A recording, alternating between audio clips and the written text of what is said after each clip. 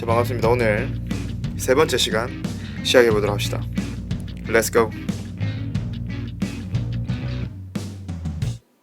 자, 지난 시간까지 우리는 어떠한 내용들을 배워왔습니까? 첫 시간 우리는 태양 중심 이론, 우주의 중심은 태양이다. 코페르니쿠스가 태양을 중심으로 모든 행성들이 원 궤도를 따라서 돈다고 주장을 했습니다. 하지만 행성들의 공전하는 속도가 조금씩 다르게 나타나는 걸 보고 원 궤도를 도는 게 아니다 라고 이야기하며 다원 궤도를 따라서 돈다 라고 하며 케플러가 세 가지 법칙을 주장했습니다. 그죠? 근데 케플러는 이걸 이제 경험적으로 이런 현상을 관측을 한 것이고, 이게 어떤 원리로, 어떠한 원동력으로 이렇게 행성들이 운동하는지를 설명하지는 못했습니다. 자, 그래서 이번 시간에 이제 뉴턴이 이 행성 운동의 원동력을 설명하게 되는데, 뉴턴이 어떤 방식으로 설명했는지 한번 알아보도록 하겠습니다. 자, 뉴턴은 우리에게 중력을 발견했다, 운동 법칙을 이야기했다, 이런 것들로 우리에게 많이 알려져 있습니다. 그죠? 자, 그럼 뉴턴이 이야기했던 운동 법칙 세 가지를 간단하게 살펴보고 가도록 합시다. 자, 1법칙은 물체에 힘이 작용하지 않을 때 정지해 있던 물체는 계속 정지해 있고, 움직이던 물체는 같은 속력으로 같은 방향, 직선으로 계속 움직인다. 이게 바로 뉴턴 제1법칙입니다. 자, 뉴턴의 운동 제2법칙은, 자, 이번에는 물체의 힘이 작용할 때를 이야기를 합니다. 우리 물체의 속력, 즉 빠르기나 운동하고 있던 방향이 변화하더라. 이게 바로 뉴턴의 운동 제2법칙입니다.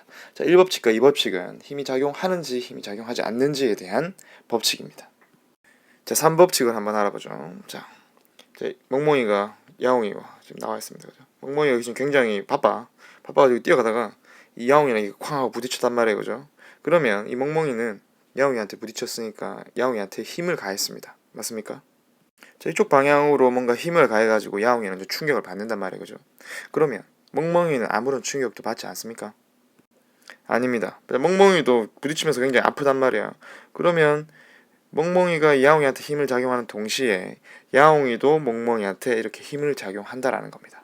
자, 이걸 정리를 하면, 자, 어떠한 한 물체에 힘이 작용했을 때, 자, 이 힘을 받은 물체는 받은 힘과 같은 크기 반대 방향으로 힘이 작용한다라는 겁니다.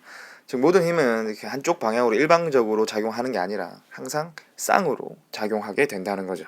이게 바로 뉴턴이 이야기했던 세 가지 운동 법칙입니다. 자, 그럼 이걸 이용해서 케플러 법칙을 한번 설명해 봅시다. 자, 여기 지구, 아름다운 지구를 가져놓고요. 지구 주변을 공전하고 있는 달도 가져왔습니다. 크기와 거리는 다소 과장되어 있습니다. 자, 이런 식으로 달은 지구 주변을 공전하고 있습니다. 그죠? 근데 뉴턴은 이제 이걸 보고 그렇게 생각했습니다. 자, 만약에 달에 아무런 힘도 작용하고 있지 않다면 달은 현재 운동을 하고 있기 때문에 이렇게 같은 속력으로 같은 방향, 직선으로 이렇게 쭉 튀어나가야 된다는 이야기입니다. 자, 이렇게 튀어나가지 않고 지구 주변을 돌고 있다라고 하는 이야기는 바로 달에는 힘이 작용하고 있다라고 생각을 한 겁니다. 자, 그러면 달은 힘을 받고 있는데 어떤 힘을 받고 있느냐, 이제 그게 문제였단 말이죠. 자, 그래서 뉴턴은 그 힘은 바로 지구가 이 달을 끌어당기는 힘, 바로 중력이다라고 이야기를 하는 겁니다. 자, 그래서 이 중력 때문에 달이 등속 직선 운동을 하면서 튀어나가는 것이 아니라 지구 주변을 공전한다라고 설명을 합니다. 자, 여기서 잠깐 자, 중력에 의해서 지구가 달을 끌어당기는데 같은 크기의 힘으로 달도 지구를 끌어당긴다. 뉴턴 제3법칙 적용되는 걸 기억하고 가세요.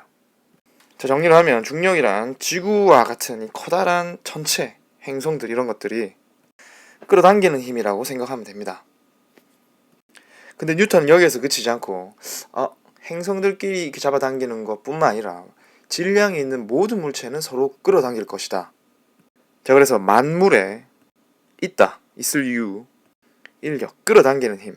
그래서 모든 물체, 질량을 가진 물체 사이에는 끌어당기는 힘이 있다라고 해서 우리가 이걸 만유인력이라고 이야기를 합니다.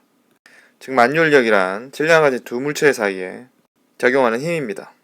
자, 이 힘은 거리가 가까울수록 커지고 두 물체의 질량이 커질수록 커진다는 거 기억해 두면 되겠습니다. 자, 이걸 가지고 뉴턴은 태양을 중심으로 해서 이 행성들이 타원 궤도를 따라서 도는 이유를 만유인력 때문이라고 설명을 합니다. 자, 이렇게 만유인력으로 뉴턴은 케플러 제1법칙을 설명을 합니다. 케플러 제1법칙이 뭐였죠? 행성들이 태양 주변을 타원 궤도를 따라서 돈다. 자, 이번에는 케플러 2법칙을 어떻게 설명하는지 봅시다. 자, 케플러 2법칙은 면적, 속도, 일정의 법칙입니다. 간단히 이야기해서 태양과 가까워지면 가까워질수록 행성의 공정 속도는 빨라지고 태양과 멀면 멀수록 공정 속도는 느려진다라는 거였죠. 그럼 뉴턴은 이걸 언제 어떻게 설명을 할까요? 가운동량 보존을 이용해서 설명합니다. 자, 가운동량이란 태양 주변을 지구가 이렇게 돌고 있다, 그죠? 이 돌고 있는 이 회전하는 어떤 양이라고, 회전의 양이라고 생각하면 됩니다. 그럼 이 회전의 양이 보존된다라는 걸로 어떻게 행성의 공전 속도가 달라지는 거 설명했느냐? 저 교과서에 나와 있는 이 사진으로 한번 설명해 봅시다. 자, 스케이트 선수가 회전을 시작했습니다. 회전하는 동안 외부에서 아무런 작용이 가해지지 않으면 이 스케이트 선수의 회전하는 양, 가운동량은 항상 일정하게 유지가 됩니다. 자, 근데 저 왼쪽의 경우처럼 회전하는 이 중심에서 뭔가 이렇게 멀리 퍼지도록 모양을 바꿔주면은 속도가 느려지고 회전하는 축에 가까이 붙이면은 속도가 빨라지는 현상이 나타나게 됩니다. 자, 이게 바로 가운동량 보존이라고 쉽게 생각하면 됩니다. 그러면 자, 태양을 중심으로 지구가 이렇게 돌아다니는데 처음에 멀리 있을 때는 이 회전하는 중심에 대해서 멀리 떨어져 있기 때문에 이 회전하는 속도가 느려지게 되는 것이고, 그 다음에 다시 돌아서 가까운 곳에 왔을 때는 회전 중심과 더 가까워지기 때문에 공전하는 속도가 빨라지게 되는 겁니다. 자, 이렇게 뉴턴은 케플러 제2법칙을 가운동량 보존으로 설명을 합니다. 자, 오늘 했던 내용을 정리해 봅시다. 자, 행성이 궤도 운동을 하는 것은 어떤 힘 때문이라고 이야기를 했습니까? 그렇죠. 만류인력 때문이라고 이야기를 했고, 자, 이 만류인력이란 무엇이다? 우주에 있는 질량을 가진 모든 물체가 서로 끌어당기는 힘이다. 이 힘은 거리가 가까울수록 강하고 질량이 크면 클수록 강해지는 힘이다, 그죠? 그래서 지구가 태양으로부터 멀리 떨어져서 공정 속도가 느릴 때는 거리가 멀기 때문에 만류인력의 크기가 작고, 지구가 태양으로부터 가까이 붙어가지고 공정 속도가 빠를 때는 거리가 가깝기 때문에 만류인력의 크기도 크다라는 것을 우리가 알 수가 있습니다. 자, 오늘 마지막 축하 공연 보면서 마무리하도록 하겠습니다. My name is Shamil, and this is shout out to EQ's Science Page. Drop it like it, drop it like it, drop it like it, drop it like it, drop it like it, drop it like it, drop it like it, drop it like it, drop it like it, drop it like it, quick.